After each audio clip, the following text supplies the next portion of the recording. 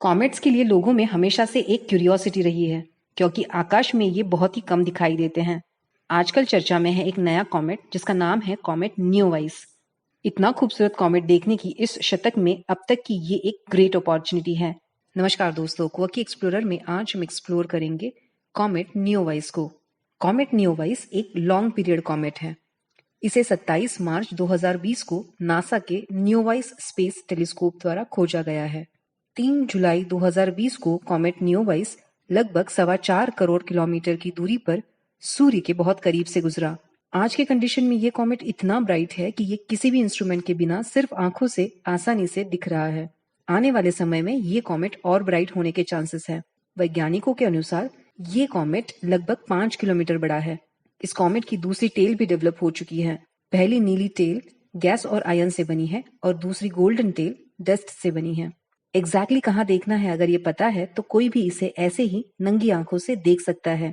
अब तक इसे सूर्योदय से पहले नॉर्थ ईस्ट डायरेक्शन में होराइजन के पास ऑरिगा कॉन्स्टेलेशन के सबसे ब्राइट स्टार कैपेला के नजदीक देखा गया था।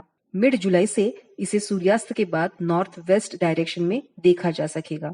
सूर्य की परिक्रमा करके अब ये वापस लौट रहा है। कॉमेट न्योवाइस 22 जुलाई 2020 को पृथ्वी के पास से यानी लगभग 10.25 करोड़ किलोमीटर के अंतर से गुजरेगा, जिससे यह हमें बहुत अच्छा दिखेगा। ये वापस 7,000 साल बाद लौटेगा, यानी इस कॉमेट को हम अपनी जिंदगी में वापस कभी नहीं देख पाएंगे। इसीलिए इसे देखना एक लाइफ टाइम अपॉर्चुनिटी है। विदेशों में बहुत से लोग इस दुर्लभ कॉमेट को देखने का आनंद ले रहे हैं, लेकिन भारत में बारिश का मौसम होने के कारण इसे देखना थोड़ा सा मुश्किल है। कॉमेट न्योवाइस के बारे में जानने के बाद चलिए कॉमेट्स को थोड़ा और डिटेल में जानते हैं। कॉमेट्स क्या होते हैं और ये कैसे बनते हैं? कॉमेट का नाम लैटिन शब्द कॉमेटा से आया है, जिसका अर्थ है लंबे बालों वाला। कॉमेट का ऑब्जर्वेशन बहुत पुराने जमाने से हो रहा है। करीब 1000 ईसा पूर्व में कॉमेट्स के सबसे पुराने रिकॉर्ड्स पाए गए हैं। वैज्ञानिकों का ऐसा मानना है कि कॉमेट्स हमारी पृथ्वी पर पानी का मुख्य स्रोत हो सकते हैं। कॉमेट्स हमारे सूर्य से बहुत दूर के बर्फीले जोन्स से आते हैं, जिन्हें ऊट क्लाउड कहते हैं। कॉमेट्स टिपिकली कुछ 100 किलोमीटर डायामीटर के बर्फ के गोले होते हैं, जो रॉक, डस्ट, बर्फ और जमी हुई गैसेस के मिश्रण से बनते हैं। इसीलिए कॉमेट्स को डर्टी स्नोबॉल्स भी कहते हैं। ये बर्फ के गोले सूर्य के गुरुत्वाकर्षण के कारण अट्रैक्ट होते हैं और उसकी तरफ बढ़ना शुरू करते हैं। सूर्य के पास आने पर उसकी गर्मी से कॉमेट की बर्फ पिघलना शुरू हो जाती है। इससे कॉमेट के इर्द गिर्द गैसेस का एक फजी सा एनवेलप बनता है, जिसे कोमा कहते हैं। इसके सेंटर को न्यूक्लियस कहा जाता है। बर्फ के पिघलने से कॉमेट को बनाने वाले मटेरियल्स और गैसेस लूज हो जाते हैं, जिससे कॉमेट की टेल यानी पूंछ बनती है। इस प्रकार कॉमेट के दो मुख्य भाग होते हैं, एक हेड जिसमें न्यूक्लियस के साथ कोमा होता है और दूसरा टेल। कॉमेट में दो टेल भी हो सकती हैं, धूल यानी डस्ट की टेल और आयन की टेल। क्या आप जानते हैं कि कॉमेट की टेल हमेशा सूरज से ऑपोजिट डायरेक्शन में रहती है, यानी ये हमेशा कॉमेट के पीछे नहीं रहती, उसके साइड में या वापस लौटते समय कॉमेट के सामने भी दिख सकती है। कॉमेट अपने पीछे बहुत सारी डेब्रीज छोड़ते हैं, जिससे पृथ्वी पर उल्का वर्षाव हो सकते हैं। कॉमेट्स कहाँ से आते हैं? खगोल शास्त्रियों के अनुसार करीब 4.5 अरब साल पहले सोलर सिस्टम बना था। इसके बनते वक्त बचे हुए मटेरियल्स से ये कॉमेट बनते हैं। कॉमेट्स यूजुअली सोलर सिस्टम के आउटर रीजन से आते हैं। इनकी ऑर्बिट बहुत ज्यादा एलिप्टिकल यानी अंडाकार होती है। ऑर्बिट्स के आधार पर उनकी दो कैटेगरीज बनती हैं। इसकी पहली कैटेगरी है लॉन्ग पीरियड कॉमेट्स यानी लंबी अवधि के धूमकेतु। जिन कॉमेट्स का पीरियड 200 साल से ज्यादा होता है उन्हें लॉन्ग पीरियड कॉमेट्स कहते हैं। इसका बहुत ही बढ़िया उदाहरण है कॉमेट हयाकुता जिसे 1996 के ग्रेट कॉमेट के रूप में भी जाना जाता है। लगभग 200 सालों में पृथ्वी के सबसे करीब से गुजरने वाला ये कॉमेट आकाश में कई दिनों तक दिखा था।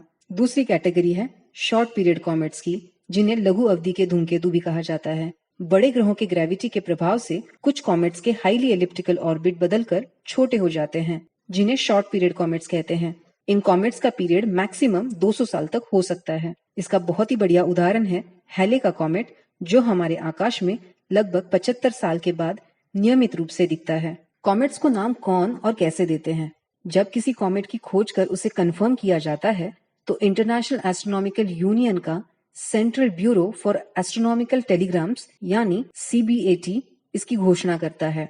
कॉमेट्स के नाम उसके ऑर्बिट के प्रकार पर दिए जाते हैं, साथ ही उसे खोजकर्ता का नाम दिया जाता है। उदाहरण के तौर पर P यानी पीरियोडिक कॉमेट, जो बार बार वापस आते हैं। इसका बहुत ही बढ़िया उदाहरण है हैले का कॉमेट, जो एक पीरियोडिक कॉमेट है, जिसे पहली बार हैले नामक व्यक्ति ने खोजा था। डॉक्यूमेंट किया गया यह पहला पीरियोडिक कॉमेट है, इसीलिए इसका नाम है 1P/Halley।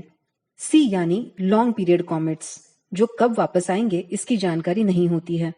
कॉमेट न्यूवाइस का पूरा नाम है C/2020 F3 न्यूवाइस। इसमें C का मतलब लॉन्ग पीरियड कॉमेट है। यहाँ 2020 साल और F मार्च महीने को दर्शाता है। मार्च महीने में खोजा गया ये तीसरा कॉमेट है जिसे न्यूवाइस टेलीस्कोप ने खोजा है। अगर पॉसिबल हो तो आप भी इस कॉमेट को देखने का आनंद ले सकते हैं। आई होप आज आपको कॉमेट्स के बारे में बहुत कुछ नया जानने को मिला होगा। वीडियो अच्छा लगा हो तो कृपया लाइक और शेयर करें। ऐसे और वीडियोस देखने के लिए चैनल को सब्सक्राइब जरूर करें। धन्यवाद।